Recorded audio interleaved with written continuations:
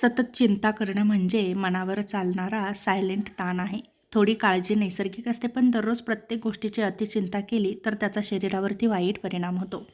त्याचप्रमाणे आपला मेंदू आणि मानसिक आरोग्य याच्यावरही वाईट परिणाम होतो. जसं की आपल्याला सतत भीती वाटते, अस्वस्थता निर्माण होते, लक्ष केंद्रित होत नाही, निर्णय क्षमता घेण्यामध्ये आपण कमी पडतो, चिडचिड, राग वाढते, नैराश्य वाढतं आणि जर आपण सतत चिंता केली तर मेंदूमध्ये स्ट्रेस हार्मोन्स वाढतो, ज्यामुळे आपली स्मरणशक्ती कमी होते आणि आपल्या हृदयावरतीही परिणाम होतात. सतत चिंता, सतत ताण घेतला तर त्याचा हृदयावरती दबाव पडतो. त्यामुळे रक्तदाब वाढतो, हृदयाचे ठोके वेगाने वाढतात, छातीत दडपण येतं. दीर्घकाळात हृदयविकाराचा धोकाही आपल्याला वाढू शकतो. ताणामुळे शरीर आपत्कालीन स्थितीत असल्यासारखं राहतं. त्यामुळे रक्तवाहिन्या आकुंचन पावतात, पचनसंस्थेवर परिणाम होतो, मन आणि पोट यांचा थेट संबंध असतो. त्यामुळे ॲसिडिटी होते, पोटात जळजळ होते, भूक लागत नाही, बद्धकोष्ठता किंवा जुलाब होते. त्याचप्रमाणे आपल्या शरीरामध्ये वाईट असे परिणामही होत राहतात. सतत चिंता केल्यामुळं आपली पचनक्रिया मंदावते, हार्मोनल बिघड होतात.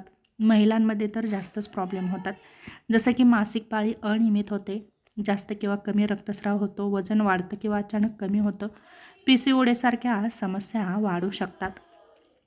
रोगप्रतिकारशक्ती कमी होते, सतत ताण घेतल्यामुळे शरीराची प्रतिकारशक्ती कमी राहते, सर्दी खोकला वारंवार होतो, त्वचेचे आजार होतात, संसर्ग लवकर होतात, जखमा उशिरा भरून येतात, स्नायू आणि सांधे दुखू लागतात, मान खांदा पाठ दुखते, डोकेदुखी होते, मायग्रेन होतो, शरीरावर जास्त ताण जाणवतो. चिंता असताना स्नायू सतत ताठ राहतात, झोपेवर परिणाम होतात, झोप लागत नाही, त्यामुळे आपलं शरीर कायम थकल्यासारखं वाटतं. त्याचप्रमाणे आपल्याला मध्येच जागही येते, वाईट स्वप्ने पडतात, सकाळी उठल्यावर थकवा जाणवतो. झोप न झाल्यामुळे पुढे रक्तदाब, मधुमेह, वजनात वाढ होते, यासारखे धोके वाढतच राहतात. रक्त आणि साखरेची पातळी कमी जास्त होते, रक्तदाब वाढतो, रक्तातील साखर वाढते, रक्त घट्ट होण्याची शक्यता वाढते. दीर्घकाळ ताणामुळे मधुमेहाचा धोका वाढू शकतो. त्यामुळे शरीरात काय घडतं, जेव्हा आपण सतत चिंता करतो तेव्हा शरीर फ्लाईट मोडमध्ये राहतं. त्यामुळे आपल्या शरीरामध्ये कार्टिसोल नावाचं हार्मोन्स वाढत राहतं.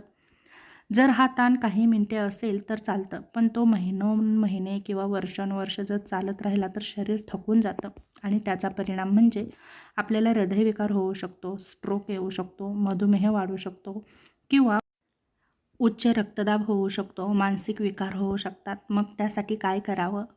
तर रोज 20 मिनिटे चाला, श्वास घ्या, मोबाईलचा वापर कमी करा, पुरेशी झोप घ्या, तुमच्या जवळच्या व्यक्तीशी मन मोकळेपणाने बोला, मनातील भावना व्यक्त करा, नियमित व्यायाम करा.